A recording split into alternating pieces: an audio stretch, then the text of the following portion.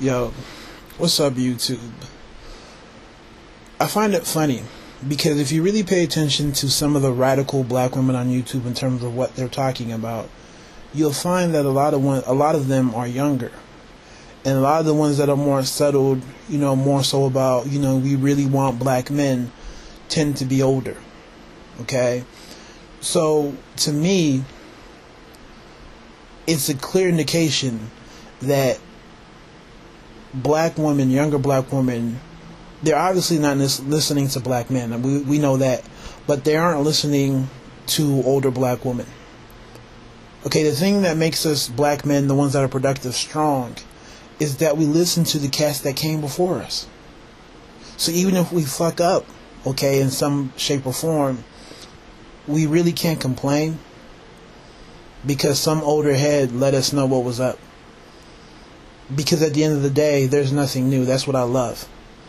Okay, when I talk to maybe my dad occasionally or one of my uncles or just, an older person, you really realize that there's nothing new. So you can learn from him, or you can make the same mistakes he made, but no one's going to feel sorry for you because it's there. But what I find funny is so many women come on, like the woman who, I guess, had the thing with Statuesque One, and they were talking about her, her plan and how they wanted to keep the black men. I don't even know what it was. It was so, to me, it wasn't even worth spending brain power on, because I can tell it's one of these young radical type of black women who don't get it. Okay, and the problem is they're not seeing how their quote unquote plans fail. Like I said, at the end of the day, there's no point in black men and women, failing to communicate. Because, black women can come on and act as if they have an alternative. But, as we all know, it's not a tangible one. So they'll be back. A lot of the black men who feel like they have some alternative that will best suit the needs of the majority of black men, okay, will be back and will be here in the same position. So, to me, there's no point in leaving. Okay? If I'm going to go off and date and marry somebody who's not black, it's not going to be because I have an issue with black women, or woman, excuse me. Alright, it's not going to be because I have an issue with a black woman, or just the black women in general. It's not going to be because of that. It'll be more so about timing more than anything. Okay? So, like I said before, though, the women don't understand. The younger ones don't understand how their plans fail, because their plan, like I said before, is all based off of the whole idea that they are younger, okay, and that somehow they're going to be desirable to men even as they age. It's all based off of the fact that what they need, right, is more so a function of what they can do for themselves. Whether we like it or not, what we need as we get older, okay, it's still a function of what we are doing, but it's also a function of the people around us. Like we say, money can't buy everything. So as we get older, some of the things that we want or the things that we need, money can't buy. When we're younger, right, you can get away with using money to buy happiness. It is what it is.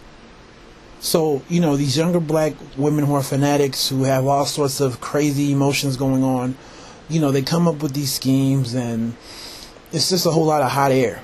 Because at the end of the day, if you talk to older black women, they're saying something completely different. Yeah, you may have your older ones who still are, completely off. But that's just stubbornness more than anything. That's it. Nothing more, nothing less. It's just them being stubborn. They really know what's up. Okay? They really know.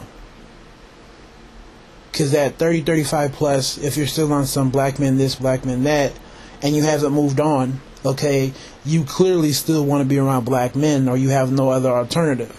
So you kind of mouthing off is just more so you sharing your frustrations with everybody. Hence the whole idea of, what's her name, Blake, Barbie Doll, and some of the other older black women, okay? If they were going to move on, they would have did so a long time ago. Right? When have white men ever said they desire white women who are older? When?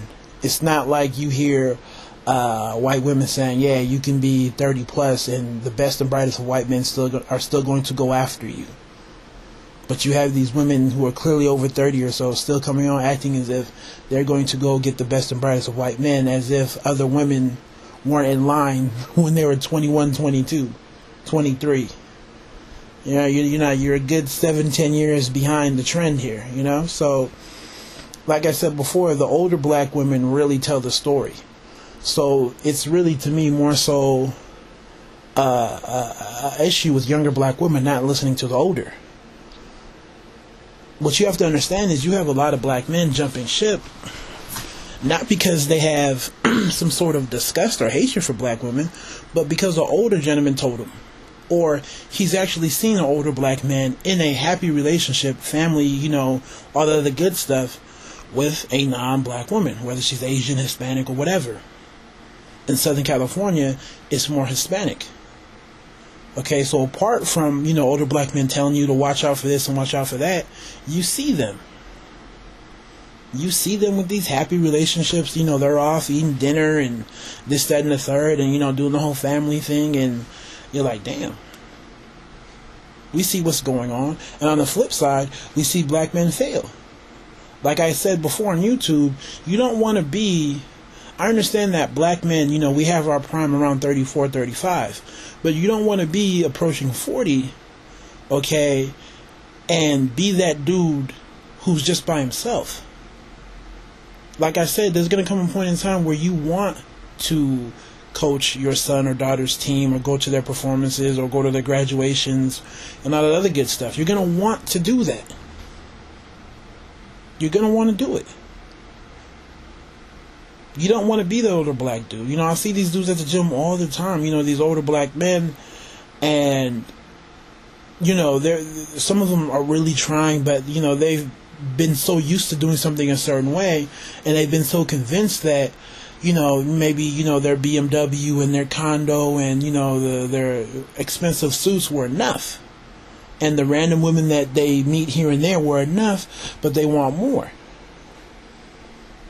And it's not a good look. You know, me and my mother get into arguments all the time because I have an uncle in that position who is in that category, the one who's been divorced a couple of times. And my mom just wants him to be, you know, kind of single.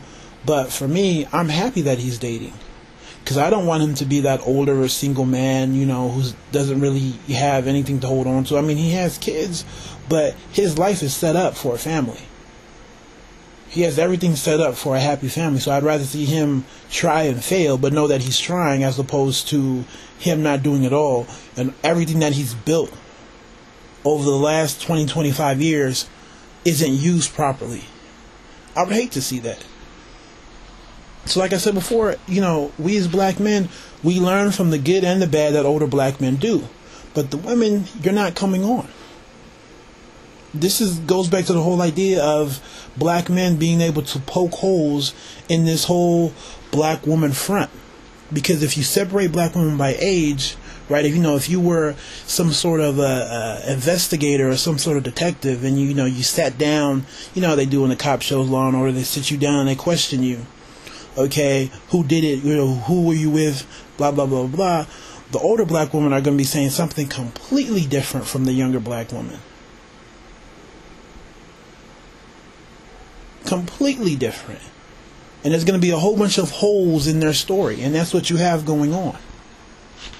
So to me, it would definitely be beneficial for black women, especially the younger ones, or the ones who feel young, it's all relative, to look at what older black women are saying. Look.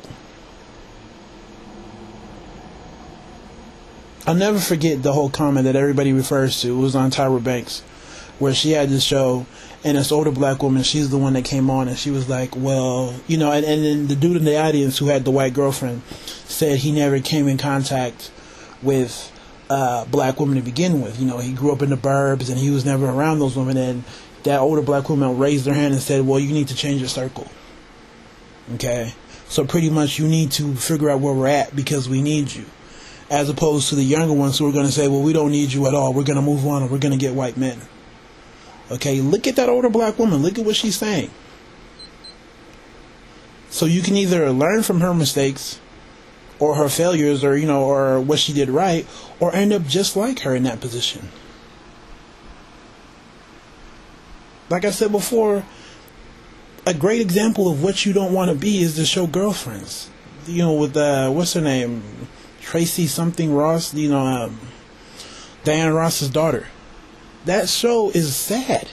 If you really look at that show, and it was funny and it was a hit while it was on, but look at those women on that show and look how sad they look, and they're all in their 30s.